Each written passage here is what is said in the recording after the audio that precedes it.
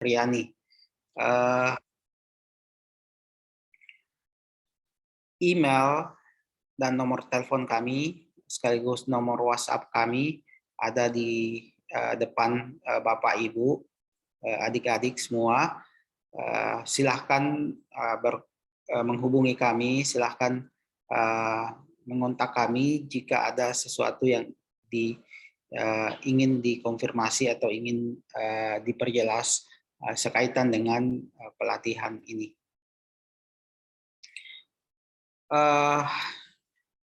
Sistem perkuliahannya atau sistem pelatihannya kita lakukan secara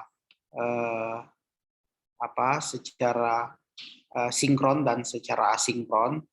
Untuk sinkronnya kita lakukan hari ini dan insya Allah kita lakukan di hari Selasa. Jadi 2 kali pertemuan itu kita lakukan secara sinkron. Kemudian kita juga melakukan pembelajaran secara asinkron. Untuk pembelajaran secara asinkron, kami sudah menyiapkan kelasnya di Classroom, di Google Classroom. Silahkan semua peserta untuk gabung di kelas tersebut dengan menggunakan kode yang ada di layar yang ada sekarang di depannya. Jadi kodenya ini digunakan untuk join di kelas tersebut. Setiap peserta wajib untuk join di kelas ini. Pertama karena semua materi-materi yang berkaitan dengan teori-teori yang kami harusnya berikan di kelas bisa didapatkan di sini. Jadi semua bentuk presentasi yang harusnya kami lakukan sebanyak 6 kali pertemuan itu bisa dibaca di sini.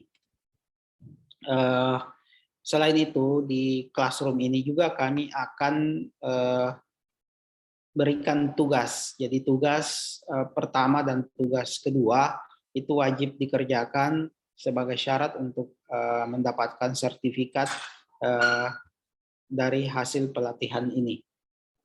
Sertifikat ini yang digunakan nanti sebagai syarat untuk ikut ujian akhir, mungkin di persyaratan yang diberikan oleh Pasca Sarjana. Tugas ini kami berikan ada 2, jadi nanti setiap selesai meeting secara sinkron itu ada tugasnya yang wajib dikerjakan. Selain itu di Classroom juga kami sudah share semua materi-materinya, kemudian ada rekaman video hasil pertemuan di kelas-kelas sebelumnya. Jadi bisa manakala ada yang kurang jelas dari pertemuan asinkron ini, bisa memutar kembali video tersebut.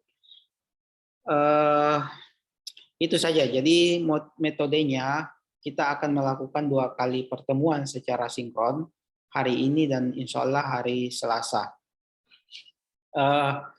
Di pertemuan secara sinkron ini materi tidak kami berikan secara presentasi seperti kalau di kelas 6 pertemuan, tapi karena waktu yang sangat terbatas maka saya lebih banyak melakukan demo dari penggunaan aplikasi-aplikasi dan menunjukkan bagaimana cara penggunaan tools-tools yang akan kita pelajari. Sedangkan di Classroom itu semua materi-materi, semua presentasi itu bisa Bapak Ibu baca. Jadi kita menggunakan 2 sistem. Jadi pertama asinkron dan yang menggunakan Classroom ini, dan yang kedua kita menggunakan sistem pertemuan sinkron seperti yang kita lakukan hari ini. Oke. Seperti yang saya jelaskan tadi bahwa tujuan utama yang ingin dicapai dari pelatihan ini, yang pertama setelah ikut pelatihan ini Bapak Ibu sudah tidak bingung lagi memilih luaran hasil penelitian dari Bapak Ibu itu mau dikemanakan, mau disubmit kemana kalau dalam bentuk artikel, atau mau dikirim kemana kalau ingin terbitkan dalam bentuk proceeding, mau diikutkan di seminar dan seterusnya. Kemudian Bapak Ibu diharapkan juga sudah tidak kesulitan lagi dalam memilih jurnal untuk tempat publikasinya. Kemudian Bapak Ibu juga bisa memilih artikel yang berkualitas untuk dijadikan referensi. Kemudian bagaimana cara mendapatkan artikel tersebut. Kemudian yang cukup penting adalah bagaimana Bapak bisa memanage dalam hal penyimpanan artikel referensi tersebut. Karena mungkin di antara kita masih banyak yang menyimpan artikel-artikel referensi kita atau acuan-acuan kita itu di dalam sebuah folder di komputer kita, sehingga pada saat kita membutuhkan untuk membaca itu biasanya kita kesulitan untuk mencari. Kemudian bagaimana melakukan sitasi. Jadi nanti dengan tools ini Bapak Ibu tidak perlu lagi melakukan sitasi dan penulisan bibliografi atau daftar pustaka secara manual.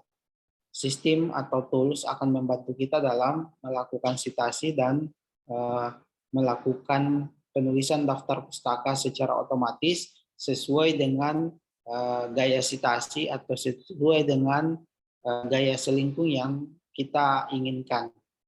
Kemudian dengan mudah bisa diubah, dengan mudah bisa dimodifikasi sesuai dengan kebutuhan. Dan yang terakhir, diharapkan dari sini Bapak Ibu bisa tahu bagaimana melakukan self plagiarism check atau mengecek seberapa besar tingkat plagiarisme atau seberapa besar tingkat similarity artikel yang Bapak tulis dengan artikel yang sudah ada sebelumnya. Biasanya jurnal-jurnal berreputasi itu mensyaratkan tingkat similarity itu kecil dari 10%, atau ada juga yang mensyaratkan kecil dari 15%. Sehingga Bapak Ibu harus memastikan seberapa besar tingkat similarity-nya itu harus kecil dari 15% sebelum Bapak Ibu melakukan submission atau sebelum Bapak Ibu melakukan pengiriman artikel-artikel yang Bapak Ibu tulis ke jurnal yang diinginkan. Berdasarkan objektif tersebut, maka pada pelatihan ini saya akan membagi materinya dalam 3 materi utama. Yang pertama itu adalah jurnal metrik. Jurnal metrik ini kita bisa gunakan untuk untuk mengetahui seberapa berkualitas jurnal yang kita ingin tempati mengirim, atau seberapa berkualitas jurnal yang kita tempati mengambil rujukan atau kita tempati mengambil referensi. Jadi jurnal metrik inilah yang bisa menjadi acuan atau menjadi pengukur kualitas dari jurnal-jurnal atau artikel-artikel yang kita gunakan. Sebenarnya jurnal metrik ini ada sangat-sangat banyak, tergantung dari lembaga pengindeksnya. Namun kita di Indonesia biasanya sih kita masih berpatokan sama, untuk pengindeks internasional kita masih berpatokan sama yang namanya Scopus. Jurnal metriknya itu menggunakan Simago Journal Rank atau SJR. Nanti sebentar saya akan perlihatkan bagaimana melihat SJR ini. Kemudian untuk jurnal nasional itu biasanya berdasarkan akreditasi jurnal secara nasional. Untuk lembaga jurnal metriknya itu ada di Sinta, kita biasa menamakan dengan istilah Sinta Score. Jadi skor Sintanya. Semakin tinggi Sinta Score atau semakin tinggi SJR, maka kualitas dari jurnal tersebut itu semakin bagus juga. Kemudian ada juga jurnal Finder. Biasanya kalau kita ingin Journal Finder ini biasanya tergantung dari publishernya. Nah, yang paling terkenal itu adalah Journal Finder yang ada di Elsevier. Kita bisa mencari kira-kira yang cocok dengan artikel kita itu jurnal apa, sehingga kita tinggal memasukkan judul, memasukkan abstrak ke Journal Finder ini, maka kita akan bisa melihat jurnal mana yang cocok dengan artikel yang akan kita kirim. Kemudian berikutnya materi yang juga cukup penting adalah penelusuran jurnal. Saya yakin Bapak Ibu di sini sebagai mahasiswa pasca sarjana sudah familiar lah, sudah terbiasa lah dengan istilah penelusuran jurnal untuk mencari referensi, untuk mencari bahan rujukan dan seterusnya. Ada banyak sistem yang bisa kita gunakan untuk melakukan penelusuran jurnal ini. Yang paling umum digunakan sih adalah Google Scholar. Alamatnya di scholar.google.com. Kemudian biasa juga ada yang berlangganan dengan perpustakaan. Di perpustakaan ini biasanya mereka berlangganan dengan berbagai macam jurnal.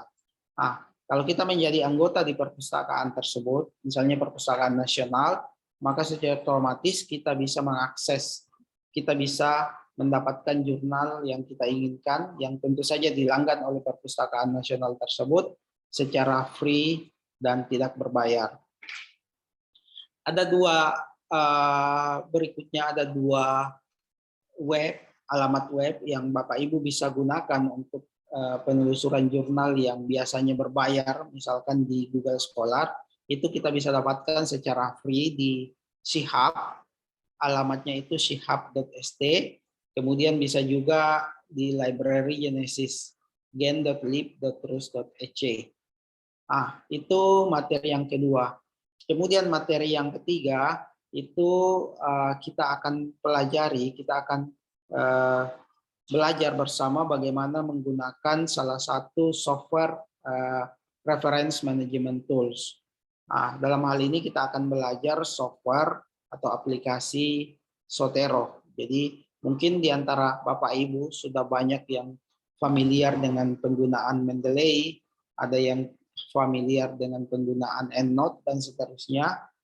Ada yang reference management tools yang berbayar, ada juga yang free. Tapi untuk di kita di pasca sarjana ini banyak yang menggunakan Zotero, sehingga di pelatihan ini kita akan coba belajar cara penggunaan Zotero. Walaupun pada prinsipnya fungsi dan kegunaannya tidak ada bedanya dengan Mendeley, tidak ada bedanya dengan EndNote, tidak ada bedanya dengan reference tools yang lain dan seterusnya. Ketiga materi ini yang akan kita pelajari sebagai materi pelatihan kita hari ini dan 2 minggu ke depan. Untuk hari ini kita akan melihat atau saya akan mendemokan bagaimana sih melihat jurnal metrik dan bagaimana sih melakukan penelusuran jurnal tersebut. Kemudian insya Allah di hari Selasa kita akan belajar bersama bagaimana menggunakan Zotero sebagai software reference management tools. Oke, itu mungkin pengantar atau silabus yang akan kita lakukan, akan kita pelajari, akan kita sama-sama lihat saat ikut di pelatihan ini. Sebelum saya masuk ke materi secara umum atau langsung mendemokan dua materi yang saya jelaskan tadi, mungkin ada yang ingin ditanyakan atau ada yang ingin dikonfirmasi sekaitan dengan materi-materi ini, silahkan. Saya Kak mau bertanya. Ya, silakan Ilham Haryansa. Ya Pak, kan tadi Bapak sendiri sudah bilang bahwa fungsi dan kegunaan dan materi sama. Terus pertanyaan saya, kenapa Zotero ini dijadikan salah satu kewajiban atau syarat sebelum ujian. Sementara Setero dan Mendeley kan sama. Kenapa nggak pakai Mendeley saja? Ya, eh, eh, sebenarnya sih kami hanya tim pelaksana ya. Kebijakan itu ada di pimpinan di Pasca Sarjana.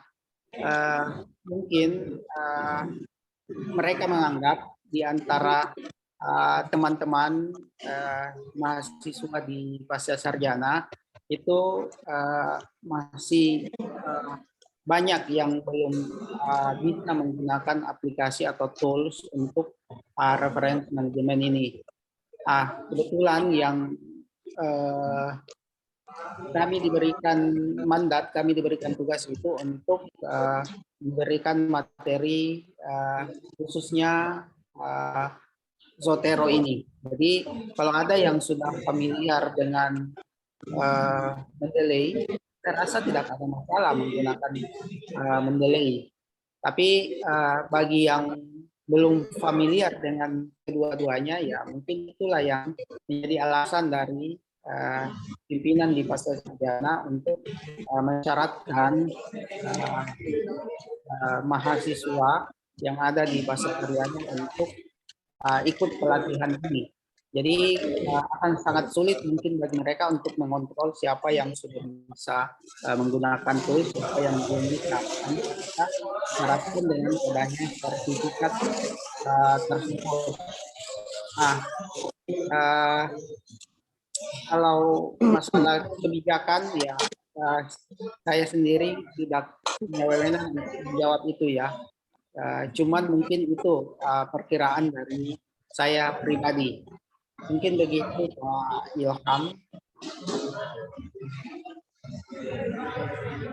Oke, mungkin masih ada yang lain sebelum kita lanjut.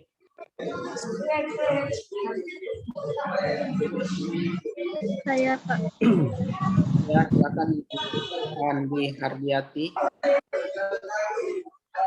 Terima kasih atas kesempatannya. Ini saya tadi lihat sudah join di Google Classroom ya. Di situ sebenarnya ada beberapa tugas Pak, ada 2 atau lebih dari itu. Dan nanti tenggat waktu atau deadline pengumpulan tugasnya bagaimana, sementara kan kami dari beberapa kami yang mengajar atau sibuk dengan kegiatan yang lainnya. Apakah ada keringanan untuk pengumpulan tugas atau bagaimana? Baik, terima kasih. Sekaitan dengan tugas, itu tugasnya sih sebenarnya tidak mungkin, kalau mungkin belum dilihat ya, belum dibaca. Tugasnya itu cukup simpel. Tugas yang pertama itu kita berikan waktu sampai hari Selasa.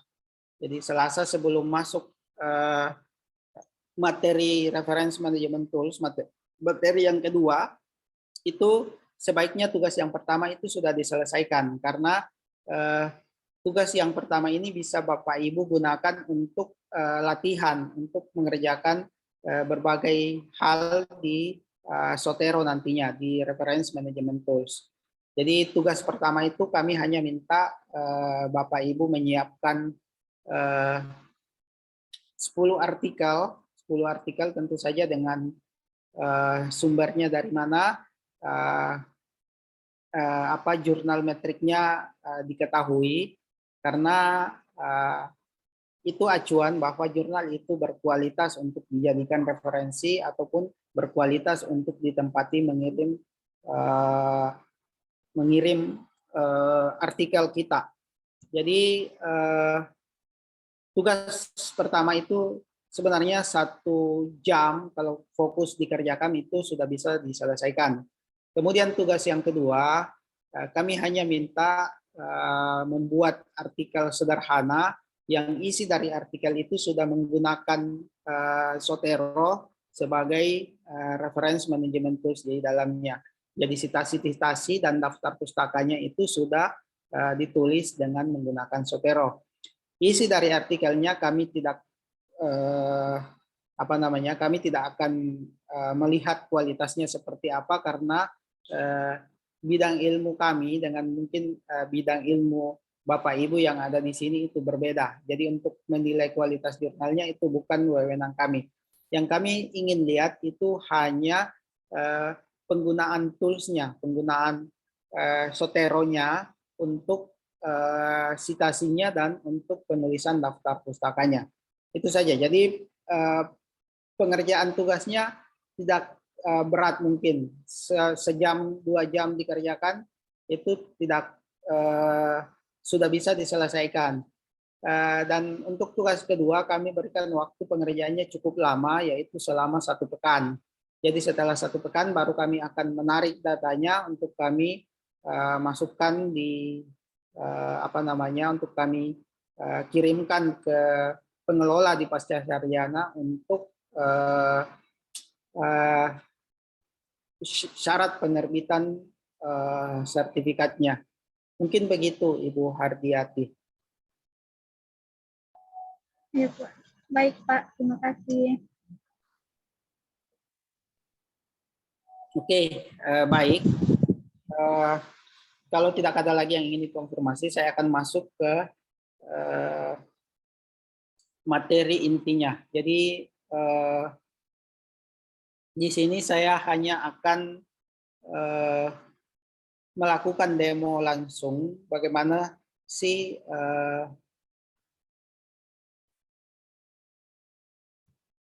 bagaimana kita melihat yang namanya jurnal matrix. Seperti yang saya katakan tadi bahwa sebenarnya jurnal matrix itu sangat banyak jenisnya. Ada yang berdasarkan yang namanya impact factor, ada yang berdasarkan H-index dari jurnal, ada yang berdasarkan SJR dari jurnal itu sendiri, ataupun ada yang jurnal matrix yang lain. Untuk kali ini saya akan mendemokan bagaimana melihat jurnal matrix untuk jurnal yang terindeks di Scopus atau jurnal internasional yang sudah terindeks di Scopus. Jurnal metriknya biasanya itu mengacu pada Simago Journal Rank. Alamatnya untuk melihat ini itu ada di simagojr.com. Jadi bisa dilihat di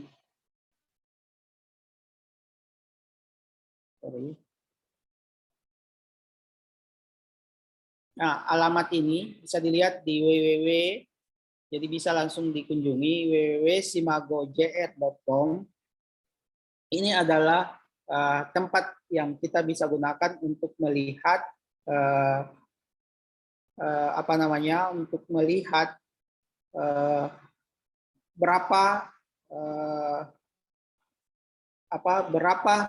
seberapa berkualitas dari jurnal yang kita ingin jadikan referensi atau ingin jadikan tempat untuk mengirim artikel kita. Biasanya kalau jurnal internasional, jurnal yang sudah terindeks Scopus itu sudah dikatakan bahwa dia sudah bereputasi atau jurnal yang bereputasi. Cuman reputasi dari jurnal-jurnal tersebut itu ada tingkatan-tingkatannya juga. Kita akan melihat bagaimana sih melihat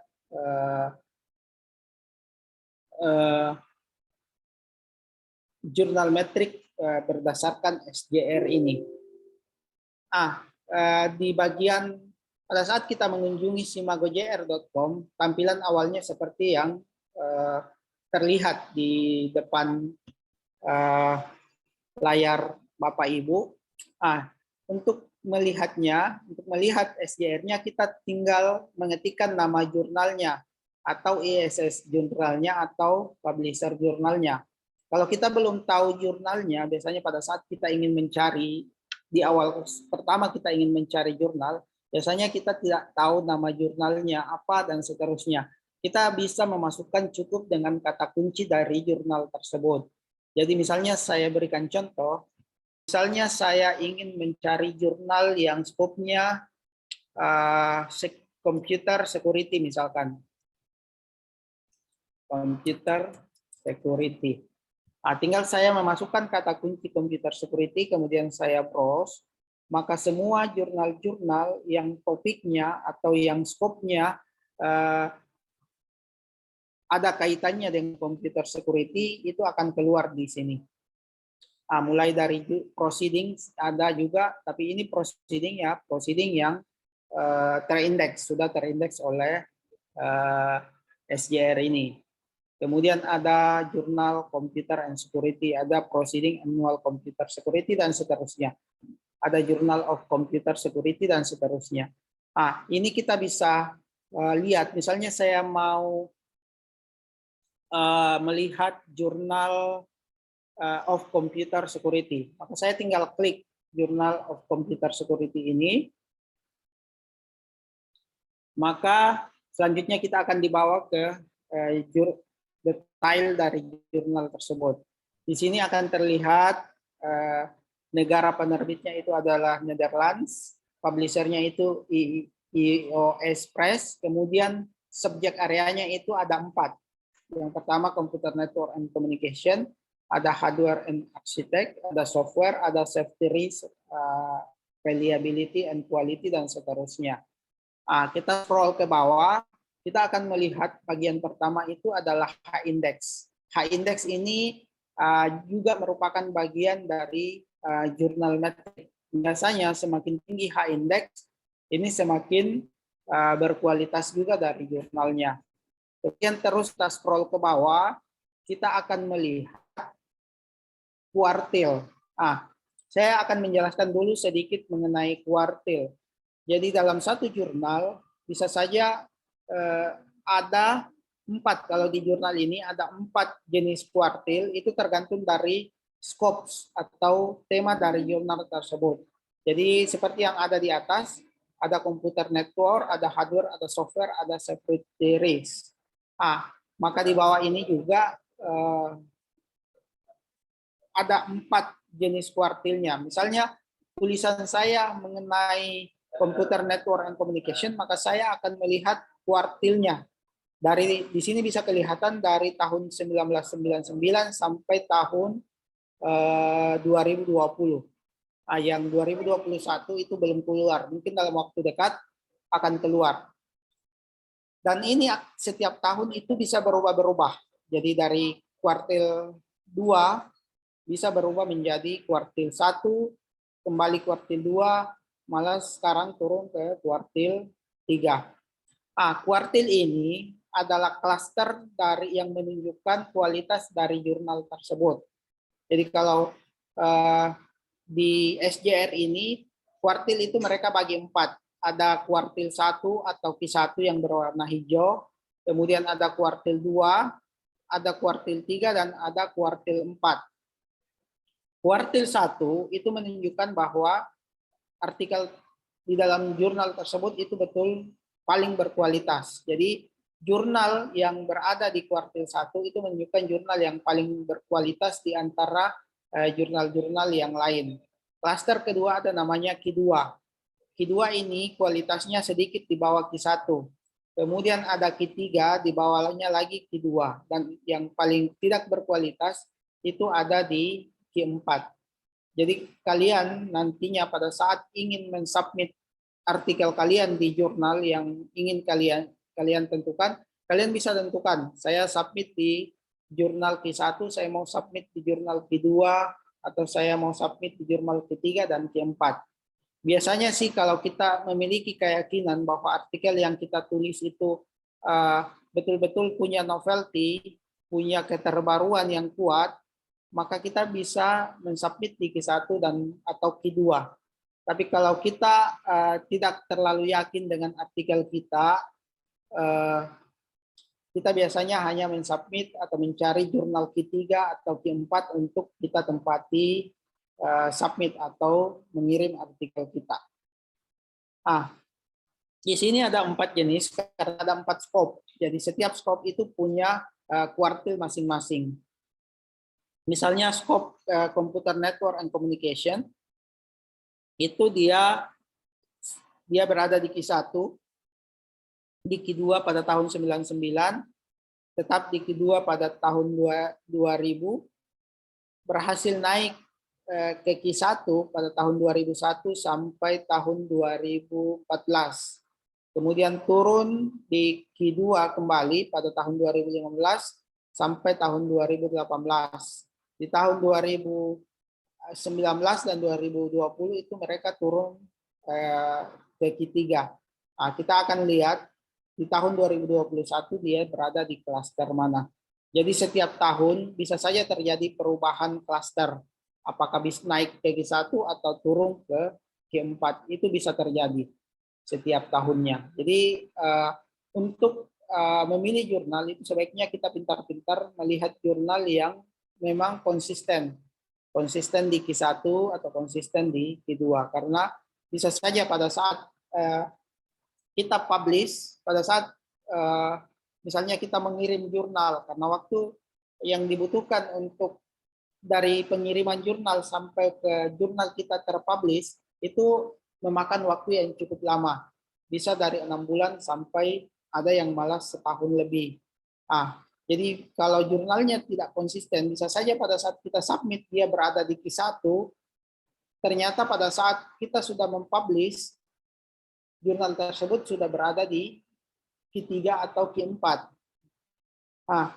Malah ada beberapa akhir-akhir ini oleh Scopus, malah ada jurnal yang namanya discontinue, artinya dia dianggap tidak terindeks lagi oleh Scopus, sehingga dia tidak punya lagi jurnal metrik dan tidak terdaftar lagi di lembaga pengindeks tersebut. Itu untuk kuartil. Jadi kuartil ini ada 4 level. Kalau jurnal internasional berdasarkan SJR ini, itu ada 4 level, ada 4 klaster. Q1, Q2, Q3, dan Q4. Kemudian selain Q1, kita juga bisa melihat SJR-nya. SJR juga akan fluktuatif. Setiap tahunnya bisa berubah. Kita bisa lihat di tahun 1999 itu SJR-nya 0,31, kemudian terus naik di 2000 0,446, maksimal di tahun 2001 itu 1,617, kemudian fluktuatif dan terus kelihatan menurun ini sampai di tahun 2020 SJR-nya hanya 0,201. Biasanya SJR ini itu dilihat dari banyaknya orang yang melakukan atau mensitasi artikel yang ada di jurnal ini. Semakin banyak orang yang mensitasi artikel yang ada di jurnal ini, biasanya SJR akan naik, H-index juga akan naik.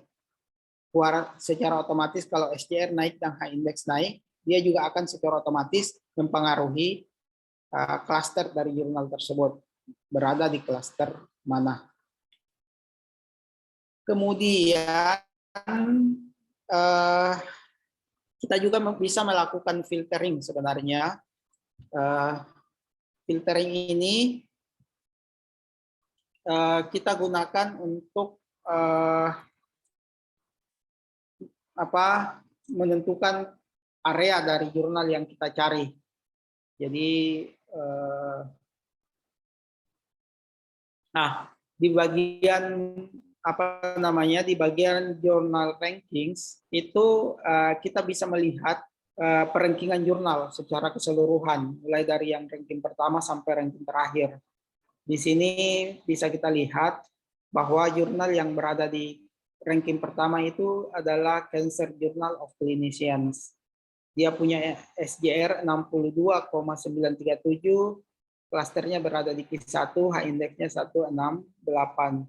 Ini jumlah total citasi dan seterusnya. Negara penerbitnya USA.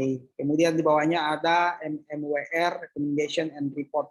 Jurnal ini juga Q1, punya USA juga. Kemudian SJR-nya 40,949 dan seterusnya. Oh ya, ada yang sedikit berbeda dengan Cancer Journal dan MWR ini. Di MWR ini ada tanda gembok terbuka. Gembok terbuka ini menunjukkan bahwa jurnal ini adalah jurnal open access. Jadi kita bisa mengunjungi jurnal ini untuk mendapatkan artikel-artikel yang kita inginkan. Sedangkan yang tidak ada gembok gambar tembok terbukanya itu adalah jurnal yang biasanya jurnal berbayar. Nah, kita harus berlangganan atau harus membeli artikel yang ada di jurnal tersebut. Oke, jadi ini misalnya di nomor 31 ada World Psychiatry, ini juga open access, dan seterusnya. Nah, di sini juga kita bisa melakukan filtering berdasarkan subjek area yang kita inginkan. Misalnya saya mau melihat jurnal yang areanya di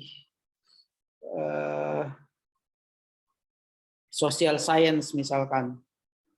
Kemudian di social science saya pilih kategori misalnya education. Maka dia akan memfilter hanya menunjukkan jurnal education saja.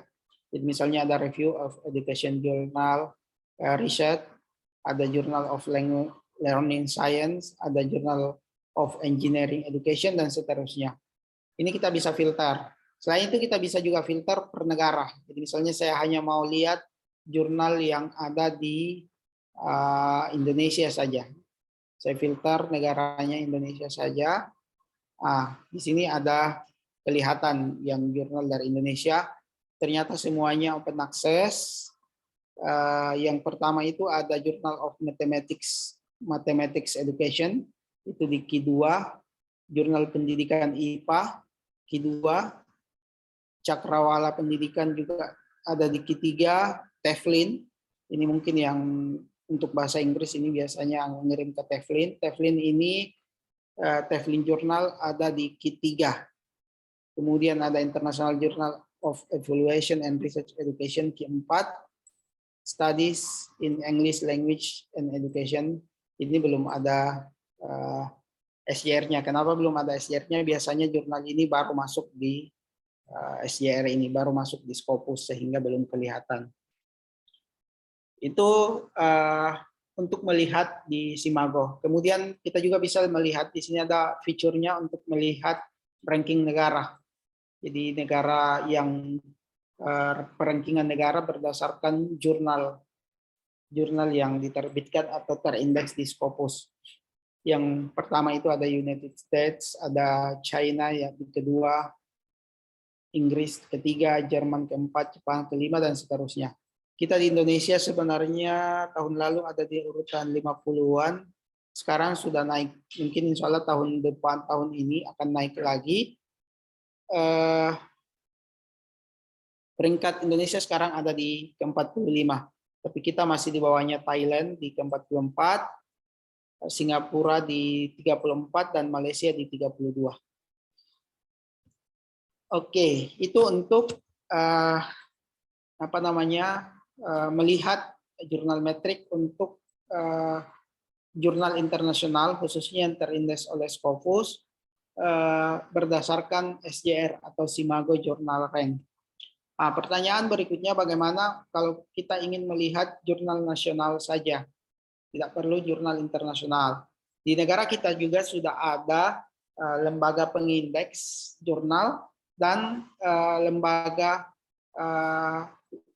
jurnal metriknya itu kita bisa lihat di Sinta. Kita biasanya berdasarkan Sinta Score. Jadi alamatnya itu ada di sinta.kemdikbud.go.id/journals. Di sini kita bisa lihat perankingan jurnalnya. Kita juga bisa mencari berdasarkan nama jurnal, berdasarkan ISSN jurnal, dan berdasarkan PISSN jurnalnya. Untuk di Sinta, yang ranking pertama itu ada IJRE, International Journal of Evaluation and Research in Education. Dia berada di Sinta 1. Ternyata dia juga sudah checklist Scopus, berarti dia sudah terindeks oleh Scopus. Kalau kita tadi cari di SJR, IJRE ini pasti ada. Kemudian dia terindeks oleh Garuda, lembaga pengindeks atau lembaga akreditasi jurnal di negara kita. Untuk klaster, kalau tadi di SJR dia bagi 4 klaster. Mereka namakan kuartil 1, kuartil 2, kuartil 3, kuartil 4. Kalau di Sinta sendiri itu mereka membagi dalam 6 klaster. Dinamakan S1 atau Sinta 1, S2, S3, S4 sampai S6. Sinta 1 ini menunjukkan jurnal yang paling berkualitas. Kemudian diikuti oleh Sinta 2, Sinta 3, dan terakhir itu Sinta 6. Jadi kalau kita mempublish di Sinta 1, berarti kita mempublish jurnal yang paling berkualitas secara nasional. Ada di bawahnya Sinta 2, dan seterusnya. Sama tadi dengan kuartil 1, kuartil 2, biasanya sih kalau kita punya tulisan yang punya novelty yang kuat, kemudian punya keterbaruan baru, maka kita akan percaya diri untuk mensubmit di jurnal Sinta 1 atau Sinta 2. Tapi pada saat kita punya artikel yang sedikit kurang bagus kualitasnya, kita kadang hanya mempublish di Sinta 3, Sinta 4, Sinta 5, atau Sinta 6. Begitu. Kemudian kalau tadi di International Journal memiliki H-index dan SJR, kalau di jurnal nasional itu punya H-index juga punya, dan impact. Jadi namanya impact. Semakin tinggi impact-nya, semakin berkualitas dari jurnal tersebut. Jadi kita bisa melakukan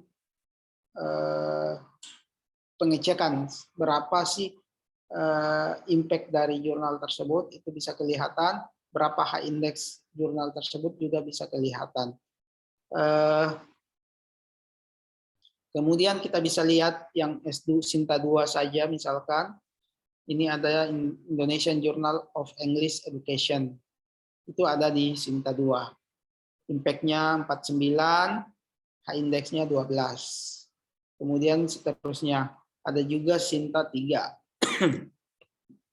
Sinta 3 kita bisa lihat juga, dan seterusnya. Kita bisa melakukan pencarian dari jurnal keseluruhan, atau hanya di Sinta 3, atau hanya di Sinta 2 atau 1. Kita juga bisa melakukan pencarian berdasarkan judul artikelnya, berdasarkan nama jurnalnya, kemudian berdasarkan publishernya, atau kita bisa malah mencari berdasarkan subjek areanya atau ISSN dan kota tempat terbitnya. Jadi kita bisa lakukan itu juga di Sinta untuk pencarian itu. Oke, jadi dua acuan jurnal metrik yang biasanya kita gunakan di Indonesia, itu kalau internasional jurnal itu kita melihat di SJR. Kalau dia sudah ada di SJR, kita akan bisa lihat dia di kuartil berapa SJR-nya, dan berapa H-index-nya. Sedangkan untuk di Sinta, ini adalah jurnal nasional. Jadi jurnal nasional yang di Sinta itu kita bisa lihat juga dia berada di kuartil Sinta 1, Sinta 2, atau Sinta 5, dan seterusnya. Kita bisa lihat klasternya di klaster berapa. Kalau dia di klaster 1, berarti itu jaminan bahwa jurnal tersebut adalah jurnal nasional yang cukup bereputasi atau sangat bereputasi. Kita di sini bisa melihat impact dari jurnal tersebut berapa nilainya, juga bisa melihat H-index-nya berapa nilainya, jumlah citasinya berapa, dan seterusnya. Oke, nah itu mengenai jurnal metrik. Sampai di sini mungkin ada yang ingin dikonfirmasi, silahkan sebelum saya lanjut ke materi penelusuran. Saya Ya, silakan. Ayu April. Ya, Sir, ini kan sesuai dengan materi yang Sir jelaskan tadi soal referensi, yang ingin saya tanyakan, adakah cara supaya kami sebagai mahasiswa itu bisa mendownload jurnal-jurnal yang berbayar tanpa harus berlangganan dengan perpustakaan nasional misalnya, atau adakah cara untuk berlangganan tanpa membayar begitu, Sir? Apakah UNM memfasilitasi? Ya, baik. Sebentar saya akan jelaskan di materi berikutnya, bagian penelusuran jurnal ya. Jadi bagian pertama ini saya menjelaskan mengenai jurnal metrik tersebut. Selanjutnya saya akan jelaskan mengenai penelusuran jurnal yang biasa kita lakukan. Mungkin ada yang ingin bertanya dulu selain dari Ibu Ayu tadi, sekaitan dengan jurnal metrik ini yang barusan saya jelaskan. Sebelum kita lanjut. Ya, Ibu Umi Hayati, Waalaikumsalam, silahkan. Ya, ini Sir mau memperjelas tadi terkait dengan SJR dengan Sinta. Kalau Ya. SJR itu dilihat dari SJR-nya, tingkat SJR-nya berapa. Tapi kalau dari Sinta dilihat dari impact-nya, Sir. Ya, betul. Selain itu kan ada klasternya juga ya.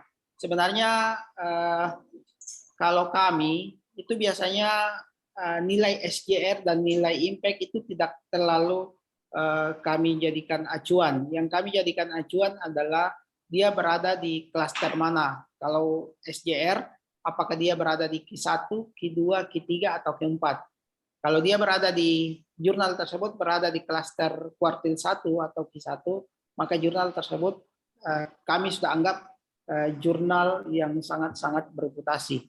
Demikian juga dengan yang Sinta. Kalau dia berada di klaster Sinta 1 atau S1, maka dia cukup kami anggap bahwa jurnal tersebut sangat berkualitas. Karena biasanya sih kuartil ini berbanding lurus dengan SJR dan Sinta itu berbanding lurus dengan impact-nya. Semakin tinggi impact juga akan semakin mempengaruhi kualitas dari jurnal tersebut dan akan mempengaruhi Sintanya berada di kuartil di Sinta berapa atau kuartilnya berada di Q berapa. Biasanya seperti itu. Cuman kalau kuartil itu mereka mereka dipersaingkan dengan subjek yang sejenis. Misalnya jurnal-jurnal ilmu komputer dan jurnal-jurnal, maka dia akan dipersaingkan dengan semua jurnal-jurnal ilmu komputer saja. Di situ mungkin ada yang H-indeksnya besar, sangat besar, tapi karena saingannya juga punya H-indeks yang sangat besar atau punya SJR yang sangat besar juga, maka dia berada di Q1. Tapi misalnya di bidang ilmu yang lain atau di area yang lain, subjek area yang lain, mereka punya H-indeks yang kecil atau punya SJR yang kecil, tapi saingannya juga sedikit yang lebih dari dia, lebih besar dari dia, maka dia berhak di kuartil 1. Jadi H-indeks yang besar itu belum menjadi jaminan dia berada di kuartil 1 atau kuartil 2. Tergantung dari saingannya dia. Kalau mereka sebenarnya kalau di kuartil itu dipersaingkan sesama subjek area yang sama. Misalnya bidang education atau bidang pendidikan, mereka dipersaingkan sesama bidang pendidikan, sehingga pembandingnya, klasternya itu akan berada di Q1, Q2, tergantung dari saingannya di mana. Jadi intinya SJR dan H-index belum menjamin kita berada di kuartil berapa. Mungkin begitu penjelasan saya. Bisa dipahami ya?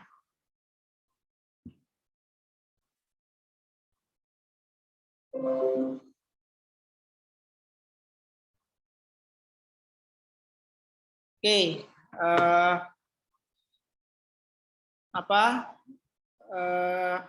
saya akan lanjut. Kalau memang tidak ada yang bertanya lagi, saya akan lanjut ke pencarian. Penelusuran jurnal yang sering kita lakukan itu adalah menggunakan Google Scholar.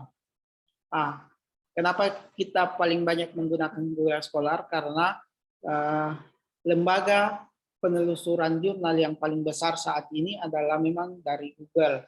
Namanya Google Scholar, bukan Google biasa ya. Kalau Google biasa itu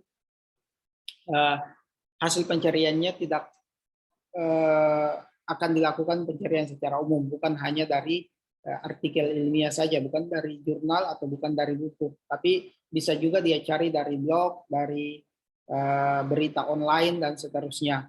Tapi kalau kita ingin mencari karya ilmiah, mencari artikel, mencari jurnal atau mencari buku, sebaiknya kita gunakan Scholar Google. Namanya, alamatnya di scholar.google.co.id. Setelah itu kita tinggal memasukkan kata kuncinya saja sesuai dengan yang ingin kita cari. Misalnya saya ingin mencari topik saya computer security,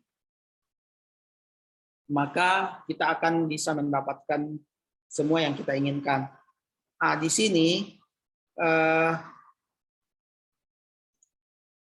sini kita bisa melihat jurnal-jurnal yang kita inginkan. Jadi kita tinggal mencari yang cocok. Di sini kita bisa mendapatkan, kalau yang ada PDF-nya ini, seperti yang ini, itu kita bisa dapatkan full paper-nya secara free, secara bebas. Kita tinggal download saja. Yang menjadi permasalahan, seperti yang ditanyakan temannya tadi, misalkan saya menemukan sebuah artikel, sebuah sebuah judul yang ingin saya dapatkan, misalnya yang ini, tapi ini tidak ada PDF-nya. Pada saat saya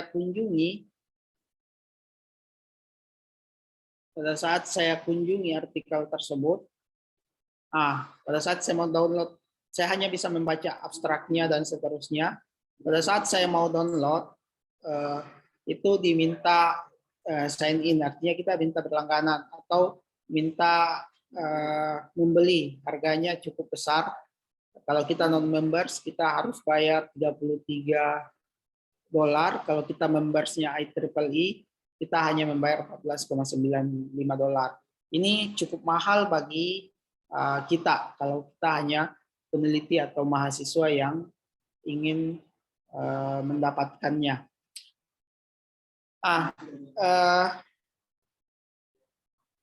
Terus pertanyaannya, bagaimana kalau saya membutuhkan artikel ini tapi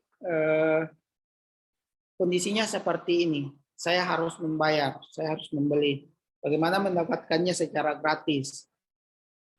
Yang biasa kami lakukan itu kami coba mencarinya, atau kami coba mendapatkannya di dua alamat ini. Seperti yang saya sampaikan tadi di awal, saya coba mengambilnya di Shihab, atau saya coba mengambilnya di genlib.terus.bc. Ini dua tempat yang sangat recommended untuk mendapatkan artikel-artikel yang tadi kalau di Google Scholar itu berbayar, kita bisa mencoba mencari di Shihab ini. Alamatnya shihab.st, atau bisa juga di libgen.rs atau Library Genesis. Dua tempat ini walaupun tidak 100% kita bisa dapatkan di sini, tapi sekitar 95% ke atas itu ada di sini. Biasanya kalau artikelnya sudah di atas 1 tahun atau di atas 6 bulan itu biasanya sudah ada di sini. Saya ambil contoh tadi, saya ingin yang judul ini. Judul ini kalau di Shihab kita diminta memasukkan doi-nya atau ya URL-nya. Kita cari saja doi-nya dari artikel tersebut. Misalnya ini, artikel ini, doi-nya ternyata ini. Maka kita tinggal blok dan copy doi tersebut ke Shihab. Setelah kita masukkan ke Shihab, kita tinggal paste doi ini, kemudian kita klik tombol open. Sambil kita berharap mudah-mudahan full papernya bisa terbuka. Ternyata ini bisa terbuka. Kalau sudah kita buka seperti ini, berarti kita tinggal save saja, atau kalau nanti punya Zotero, kita tinggal simpan langsung ke Zotero kita, atau tinggal kita simpan ke Mendeley kita. Caranya seperti itu. Demikian juga dengan Library Genesis. Kalau di Library Genesis, ini kita bisa copy judulnya saja. Jadi judul ini kita copy, kemudian kita paste di Library Genesis, kemudian kita carinya di scientific article, kemudian kita coba cari. Mereka temukan juga, kita tinggal memilih ngambilnya dari mana, apakah dari Shihab yang tadi, atau dari LabGen, atau dari BookSC. Jadi ada 3 sumbernya kalau Library Genesis ini, termasuk Shihab tadi. Kita pakai libgen.js. Nanti kita klik tombol get saja, maka dia akan mendownload artikel tersebut. Cuman di Library Genesis ini kadang kita diarahkan ke iklan dan seterusnya.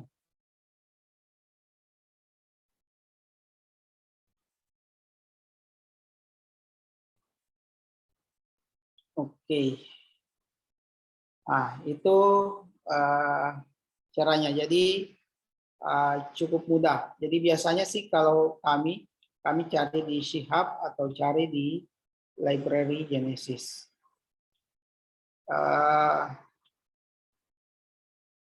Misalnya saya cari yang lain, misalnya yang ini dari ACM.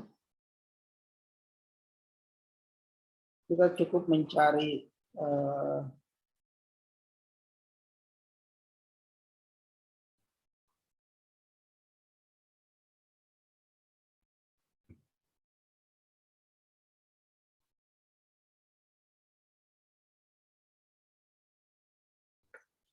kita tinggal copy judulnya, kita buka Library Genesis, paste,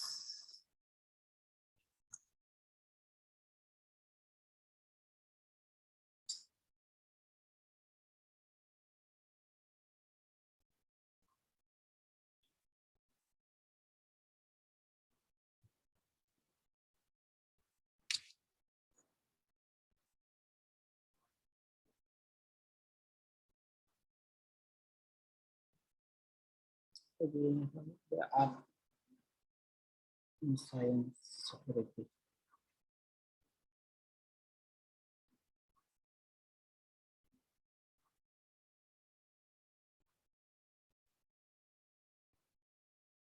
Oke, kalau misalnya ada yang kita inginkan, misalnya ini DA tadi, kita tinggal pilih Shihab kalau mau ngambilnya dari Shihab. Kalau dia sudah terbuka seperti ini, tinggal kita save saja, kita download. Jadi itu biasa yang kami lakukan. Jadi mungkin tadi bisa berharap bisa menjawab pertanyaan dari Ayu. Kalau kami biasanya menggunakan 2 alamat web ini, Shihab dan Library Genesis. Biasanya hal-hal yang berbayar di Google Scholar itu kita bisa dapatkan dari 2 tempat ini. Selain itu, kita juga bisa berlangganan secara free di Perpustakaan Nasional. Jadi alamatnya di www.perpusnas.go.id.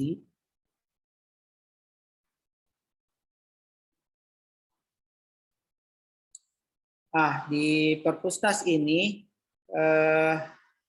ada yang namanya e-research atau koleksi digital berlangganan. Di e-research ini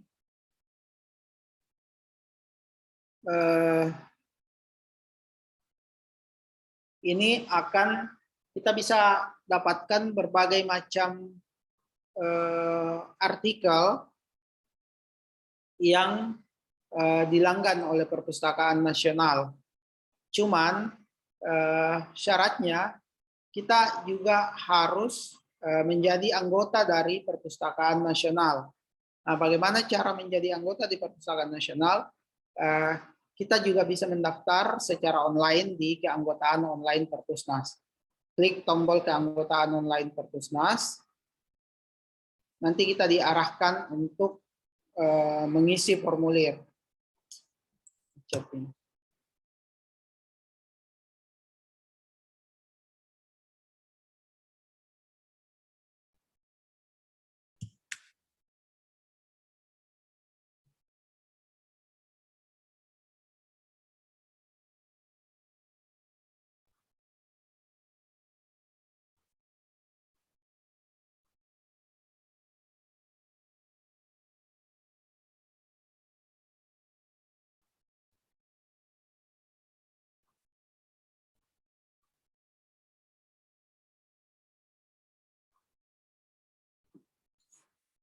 Ya, kebetulan ini lagi macet ini Perpusnas. Nanti caranya cukup dengan mendaftar di keanggotaan online Perpusnas ini. Nanti ada formulir yang kita perlu isi dengan password, dengan email yang aktif. Nanti setelah kita kirim, itu akan masuk ke email kita nomor keanggotaan kita dan password yang kita ketikkan tadi. Jadi ini dia. Di sini kalau kita belum mengisi, kita tinggal daftar saja. Klik tombol daftar.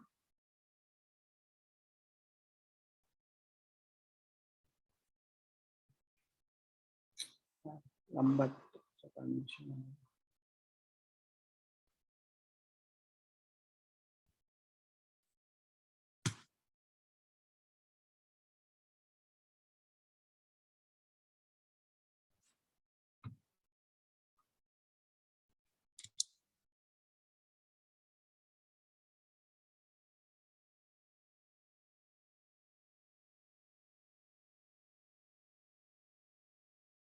Ya, jadi kita tinggal mengisi formulir ini, formulir yang ada di sini, kemudian kita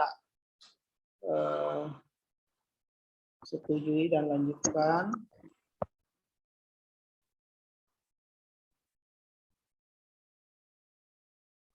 Ya, kayaknya Perpusnas lagi bermasalah webnya. Bisa dicoba nanti saat web ini kembali normal. Jadi untuk menjadi anggota, mendaftar menjadi anggota, tinggal gunakan alamat keanggotaan online Perpusnas untuk mendapatkan artikel yang dilanggan oleh Perpustakaan Nasional. Itu tinggal mengklik koleksi digital berlangganan. Di Perpustakaan Nasional sendiri ini ada sangat banyak ada sangat banyak jurnal-jurnal bereputasi yang dilanggan. Mungkin kita sudah kenal Taylor and Francis. Kemudian ada EBSCO, ada SAGE, ada IEEE dan seterusnya. Semua dilanggan oleh Perpustakaan Nasional. Jadi artikel-artikel yang ada di sana itu sebagian besar kita bisa akses dari Perpustakaan Nasional. Ini webnya Perpustakaan Nasional lagi bermasalah.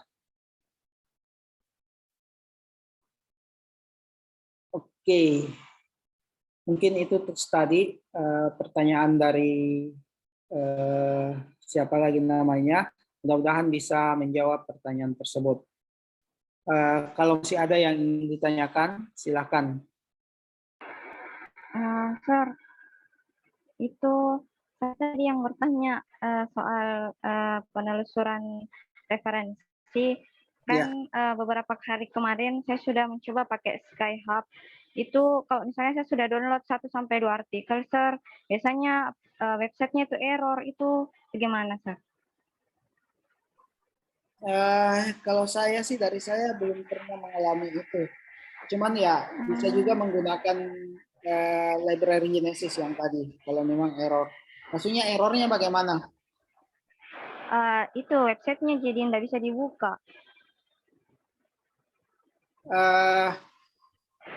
Ya, saya sih belum pernah mengalami hal yang seperti itu. Kadang juga sih sebenarnya kemungkinan artikel yang diinginkan itu tidak bisa diakses, belum bisa diakses di Shihab. Maka bisa dicoba di library Genesis. Nah, karena tidak semua juga artikel yang kita inginkan itu bisa diambil dari Shihab juga. Tapi seperti yang saya katakan tadi, sekitar 95% ke atas apa yang kita inginkan itu bisa kita akses. Kalau di perpustakaan Kemendikbud itu, Sir, perpustakaan nasional, referensinya jurnal internasional juga ada di sana, Sir. Ya, banyak malah, lebih banyak referensi dari jurnal internasional daripada jurnal-jurnal lokal. Biasanya sih kalau jurnal yang dihilangkan oleh perpustakaan nasional itu jurnal yang sudah namanya sudah dikenal, sudah bereputasi kayak Tyler and Francis, kayak Sage, EBSCO, Nature, dan semuanya itu ada sudah diangkat oleh perpustakaan nasional. Jadi silahkan coba cari di sana. Kalau memang kesulitan di menggunakan Shihab atau menggunakan library Genesis. Cuman Ayu harus mendaftar menjadi anggota di Perpuskas dulu terlebih dahulu. Mendaftarnya juga free, tinggal menggunakan yang tadi. Saya coba sih mau demokan, cuman webnya ini lagi bermasalah kayaknya karena Iya, Sir. Thank you, Sir. error.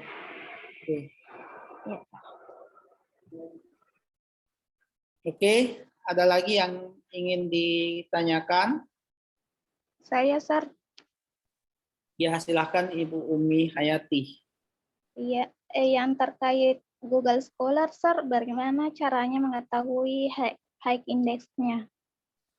Ya, jadi kita harus lakukan secara manual lagi. Saya coba demokan tadi. Jadi misalkan kita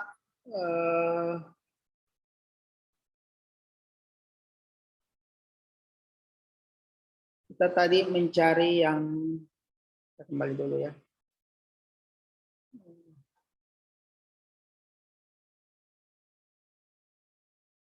Misalnya ya, tadi saya kasih contoh, saya mencari kata kunci computer security. Terus saya temukan misalnya yang ini. Saya butuh yang ini, artikel yang ini. Artikelnya berasal dari, kita bisa lihat di sini, berasal dari IEEE Security and Privacy. Tinggal saya copy nama jurnalnya ini, IEEE and Security ini, tinggal saya copy dan masukkan ke SJR yang tadi. Nah, saya tinggal masukkan ke sini nama jurnalnya, IEEE Security and Privacy, kemudian saya cari. Nah, ini saya temukan IEEE Security and Privacy. Tinggal saya buka ini di SJR, maka kita bisa lihatlah. Kita bisa lihat H-indeksnya 76. Dia tiga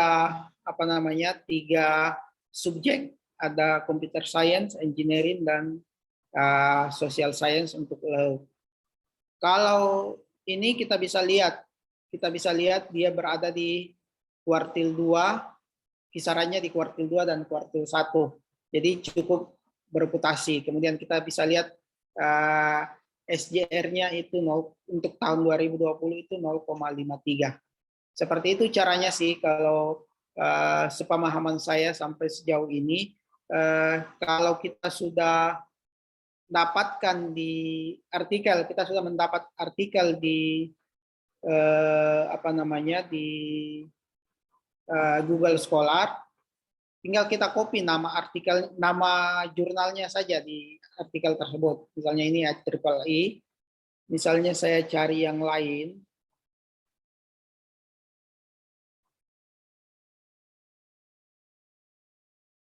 misalnya saya dapat yang ini, Computer Security, saya tinggal copy nama jurnalnya, International Journal of Computer of Information Security. Saya copy, kemudian saya lihat di SJR-nya berapa. Kalau jurnal internasional bisa juga seperti itu, carinya di Sinta tapinya dia. Nah, ini dapat International Journal of Information Security, punyanya Springer dari Jerman. Nah, ini ada 4 topik area, kategori areanya. Nah, indeksnya 43. Ini masing-masing kuartil dari masing-masing topik area. Kemudian SJR-nya kita bisa lihat juga. SJR di tahun 2020 itu 0,344. Mungkin begitu caranya Ibu Umi. Jadi kita harus kembali melihatnya di SJR atau kita kembali melihatnya di Sinta, tergantung dari skop jurnal yang kita temukan tersebut. Kalau dia tidak ditemukan di SJR, berarti untuk kategori Scopus mungkin kemungkinan jurnal tersebut belum terindeks oleh Scopus. Bisa dimengerti ya?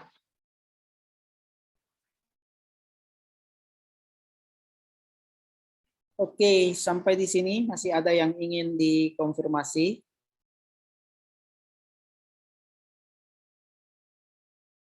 Oke, kalau memang tidak ada lagi yang ingin ditanyakan, saya harap apa yang saya jelaskan bisa dipahami dan bisa bermanfaat untuk penelusuran jurnal dan pengecekan jurnal metrik untuk rujukan dan tempat kita nanti melakukan publikasi. Sebelum saya akhiri, saya ingin memperlihatkan tugasnya terlebih dahulu. Jadi di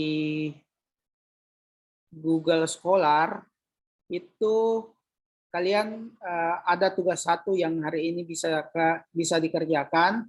Due date-nya itu sampai tanggal 15 Februari. Jadi nanti di hari Selasa ini sudah harus di tune in, sudah harus dikirim tugasnya. Tugasnya cukup sederhana, yaitu mencari 10 buah referensi. Dari 10 buah referensi itu, kita perlu tuliskan nama judul artikelnya apa, kemudian nama jurnalnya apa. Kalau di jurnal internasional dia berada di kuartil berapa, kuartil 1, kuartil 2, kuartil 3, atau kuartil 4. Kalau dia Sinta 1, Sinta 2, Sinta 3, Sinta 4, kemudian H indeksnya berapa, kalau ada impact vektornya berapa, kalau ada SJR-nya berapa. Ini SJR saja, kalau dia di kuartil SJR-nya berapa, kalau dia di Sinta impact-nya berapa. Jadi cukup itu saja mungkin yang butuh dikerjakan untuk tugas pertama itu. Oke, sampai di sini ada yang ingin ditanyakan sekaitan dengan tugas. Jadi due date-nya sampai tanggal 15 Februari di hari Selasa. Harap dikirim sebelum kita masuk ke pertemuan berikutnya untuk pertemuan sinkronosnya. Oke.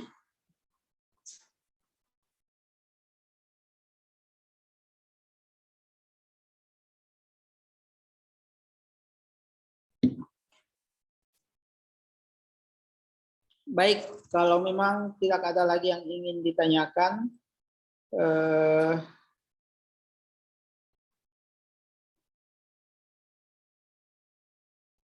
saya rasa pertemuan kita untuk hari ini cukup. Mudah-mudahan bisa bermanfaat.